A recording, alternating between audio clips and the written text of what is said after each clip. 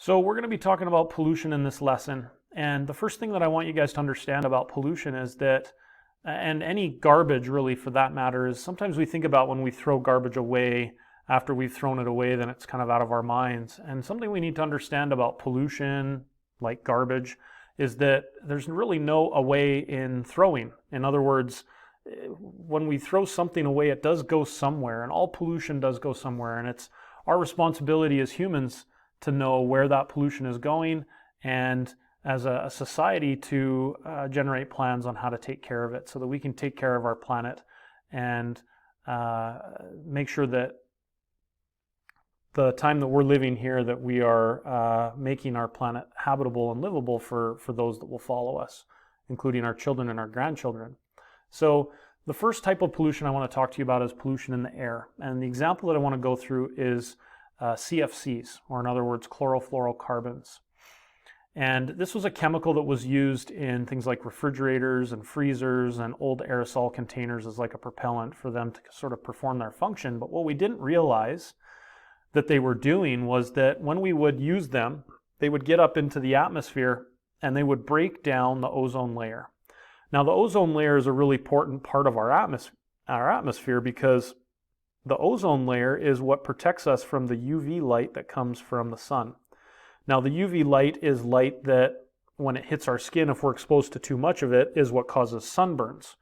Now, the reason that we don't go outside and get third-degree sunburns after being outside for a minute is because most of the UV light is reflected back out into space by the ozone layer, this thin layer. It's only a couple inches thick, actually, of ozone.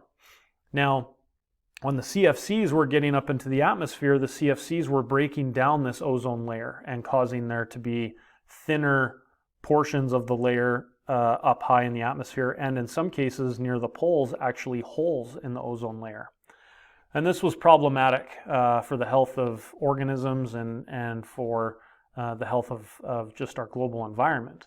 And so there was a ban on CFCs, that they couldn't be used in things anymore. We are still actually, though, still seeing the effects of CFCs in the atmosphere because chlorofluorocarbons take such a long time to break down that they're still up in the atmosphere, still sort of working on the ozone layer. Now, we've seen some gains in terms of the ozone layer getting thicker over the last recent while, which is good. But we need to continue to make sure that we are not putting these chemicals into the atmosphere. And other things in the atmosphere as well can also affect our environment. And so it's always important to realize, okay, what are the chemicals that we are putting into the atmosphere and what kind of an effect are they going to have in a negative way on our life and how the earth handles it? Surface waters is another area that we need to talk about in terms of pollution because we do put a lot of pollutants into surface waters. And one main place where pollutants get into the water system is just from our homes. Things like our sewage and our dishes, we're washing dishes and washing clothes and detergents and watering our lawns and fertilizing our lawns. We have a lot of these chemicals that end up getting into the surface water.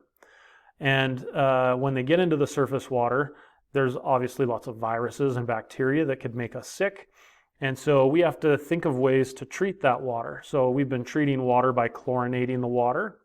And recently what we've been doing is we've actually been treating water with ultraviolet light. And they've been finding that this is, which is UV light, light from the, not just light from the sun, but we can actually make UV light as well and use it to treat water and clean it out.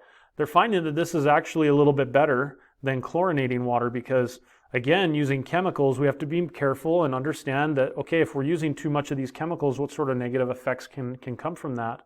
And what we find with chlorinating water is that if we chlorinate the water too much, then we actually create some cancer-causing agents within the water. And so we have to be careful as we're using these chemicals to make sure that we're not overdoing it and creating other problems for us as we're trying to solve these initial ones. So surface waters, we've got to try and make sure that they're clean because obviously we use that for drinking water and whatnot. Groundwater, though, is another one that sometimes when it's out of sight, it's out of mind. And so if we don't see the groundwater, we really don't think of it as as something that we need to take care of. And the problem with groundwater is once the groundwater is contaminated, it's extremely difficult, in fact, nearly impossible to fix.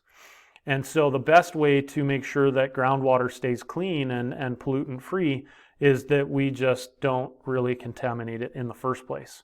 Ways that it gets contaminated is we all contribute to this, and farmers have to some degree, treat their crops with chemicals and fertilizers and also pesticides of some kind to make sure that their crops stay clean. But again, overuse of those chemicals is where we get these contaminants that get into the groundwater, and then these contaminants dissolve in the groundwater, and then those contaminants are taken to other places.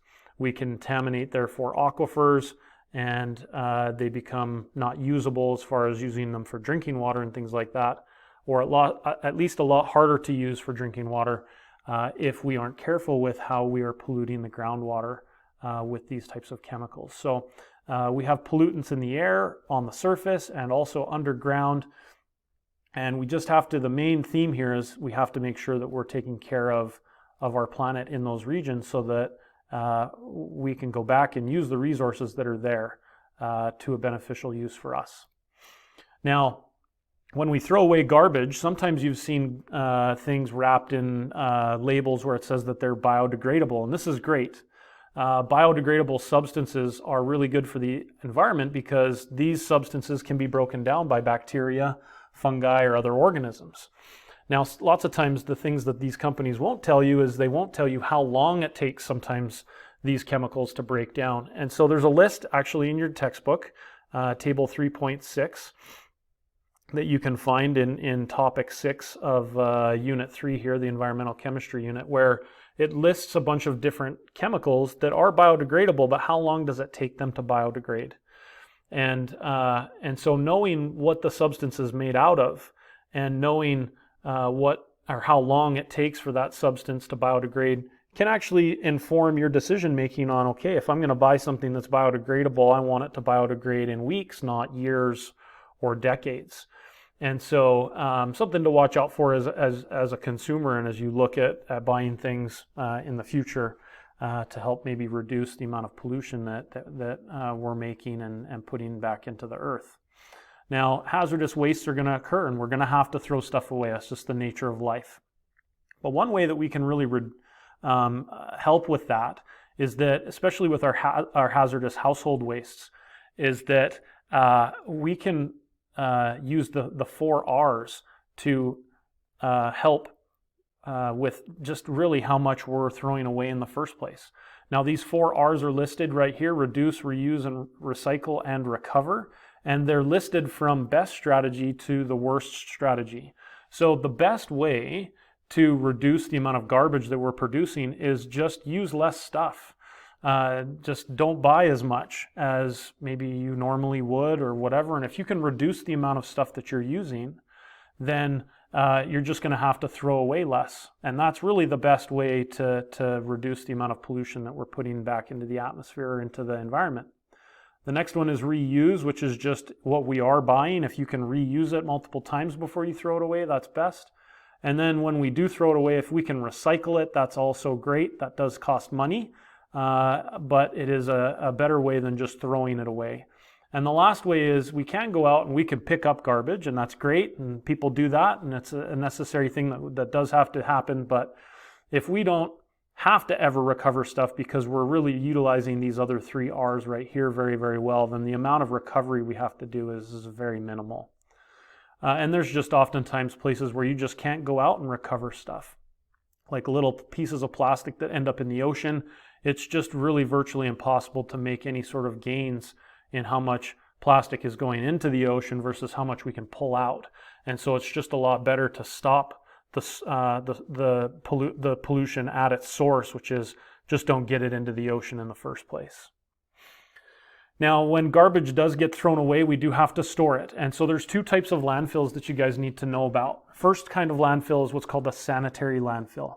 And sanitary landfills are kind of organized like this, where you just have the garbage sort of mixed with dirt, and they place them in these compartments, and then they put just a layer of soil around those compartments so that the garbage is really protected from things like scavengers and other organisms that would want to come in and sort of spread it around and make a mess of things. Now, when we store regular garbage in sanitary landfills, which is where most of our garbage goes, some things that we have to be mindful of is that these landfills will produce a high amount of what's called leachate, which is just a liquid that's formed from the decomposition of the garbage. So as decomposers get in there and start to break down a lot of the organic material, a product that they produce is just this sort of slimy, sort of liquidy substance. And you've seen this sometimes at the bottom of garbage bags as they've been sitting in maybe your garbage bin or whatever, and they start to smell a little bit.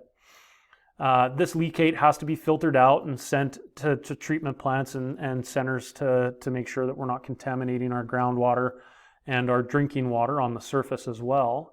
And another thing that we have to make sure that we're taking care of as well is that when the garbage is decomposing in the soil underneath the soil, because it's capped off from the air, this decomposition occurs in what's called an anaerobic condition, which means that the decomposition occurs in the absence of oxygen.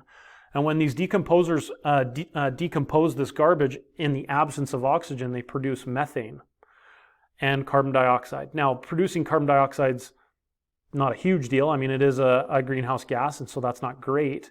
And so is methane, but methane's sort of a double whammy in that methane is a greenhouse gas, but it's also explosive. It's a flammable gas. And so if we don't take care of this flammable gas in a controlled way, then we can get buildups of methane gas under the ground. And then if there is a spark or something that happens somewhere, then we can get an explosion that happens at these landfills. And that's just not safe for people at any time when we have these uncontrolled explosions that are happening. So what they do is they will take these leachates and they'll actually filter them out, as well as they'll have places where they can draw out the methane from these landfills and burn them off in controlled ways.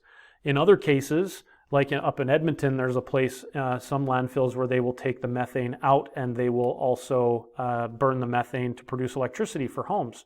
So it's kind of taking that waste and using it to good use, using that R of reuse or recycle to minimize the amount of pollution that we're putting into the atmosphere. And then we have secure landfills. Now, secure landfills are a special type of landfill where they really take care of the really hazardous and very toxic wastes that we're throwing away. And so they have to cap these and store them in places where it has a clay liner on the bottom. And this ground is very non-porous. The porosity of it is basically zero. And this is important because as this stuff again decomposes, we don't want any of these hazardous or toxic chemicals getting into the groundwater. And as I mentioned before, if it gets into the groundwater, there's really no way to clean that up. And so we just want to prevent it from getting in the groundwater altogether. And so the way that we do that is we produce this, or we lay this clay liner down first, then we lay the hazardous wastes on top of it, and then we cap it with a clay liner as well. This diagram doesn't show this, but we cap it with a clay liner and then with some topsoil on top. And then these wells are important here, and it's because, again, decomposition is occurring in anaerobic conditions, so we have to burn the methane off in controlled ways. So there's little flames sometimes that happen right here in these areas where they're burning the methane off in a controlled way. But also they have these testing wells outside. And it's just to make sure that as they do these tests, that they're not finding that these hazardous wastes are leaking through the layers. And if they do a test where they find that they are testing positively for these hazardous and toxic wastes, that they can then make adjustments to this section, do some repairs so that these chemicals are not leaking further down into the groundwater and contaminating things. So one last term that you guys need to know is this term called bioremediation. Now, sometimes contaminants get in the soil and there's nothing we can do about that. And sometimes accidents happen. And what we can do, though, is sometimes there are organisms, plants, for example, or even microorganisms, lots of different living things that can remove contaminants from the soil. And when living things remove contaminants from the soil, we call that bioremediation. So one example of that is back in the 80s, there was a nuclear reactor in the Ukraine in a city called Chernobyl. And the nuclear reactor exploded, leaked a whole bunch of radioactive material into the soils, and contaminated a lot of soils and waterways, groundwater, lots of contamination that happened. And still to this day, there's nobody that lives in Chernobyl because they can't. The radioactivity is just too high. But in the surrounding areas, what the countries did was they went around and planted sunflowers, because sunflowers can actually take out the radioactive materials out of the soil, and they break it down into harmless chemicals and then just deposit them back into the soil. And so for a long time, you just see sunflowers planted in these areas as a bioremediation technique to help restore the ecosystems back to the way that they were. And so it was kind of a neat way of using living things to remediate a really bad situation. And so that term bioremediation is one that you need to know.